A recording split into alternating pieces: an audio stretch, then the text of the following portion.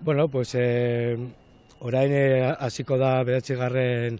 martxa antimilitarista, gastu militarra eta armagintza salatzeko. Lehengo eta behin Barakaldora joango gara Prezikaz enpresa bizitatzeko eta txalditxo bat emango dugu jakiteko ze fabrikatzen duen enpresa, euskal enpresa hau, eta gero zenerrera, Getxoko zenerrera joango gara, ikusteko nola zenerrek oso teknologia punta-puntako enpresa bat da eta armagintzaren arloan dago sartuta, eta guretzako iruditzen zaigu guztiz salagarria enpresa hauek egiten dituztenak, eta adibidez eta gainera instituzioen implikazioa enpresa hauekin, enpresa hauek azken finean hegazkin militarrak eta aeronautika sektorean sartuta daude, eta sekulako laguntza du instituzioen partetik, eta hori da zabetu nahi duguna martxa honekin.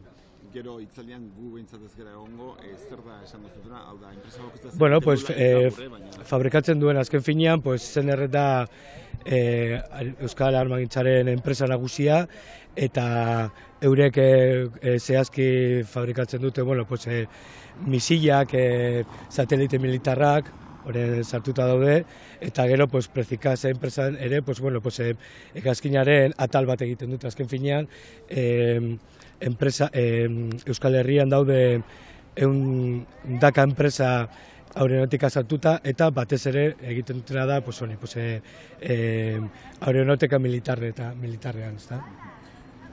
Ziazu egiten esaten da bezala de abogado del diablo. Hor esan dezuzu 3.000 laguneko lan egiten dutela sektore horretan Euskal Herrian. Hoi zer esango zenien? Lanpostu defendatuko duten. Bai, baina guk eskatzen duguna da bere rekonbertzioa.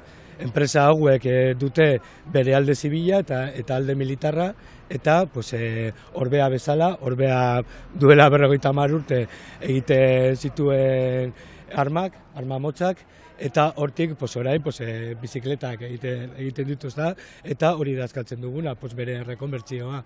Benetazko produktuak egiteko, azken finean, produktu militarre bakarri balio dute gerretarako, hilketak egiteko, eta gaur egun ikusten ari gena errefusiatuekin ze goretan dauden, eta hori bere rekonbertzioa eskatzen ari gara. Urtetan zertan aldatu da zuen aldarrikapena? Zer nolako bilakaera? Zorritzarrez, gero eta presentzia gehiago dute enpresa hauek gure industrian.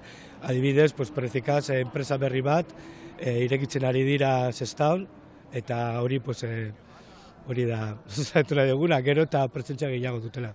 Indar gehiago. Indar gehiago edo, bai.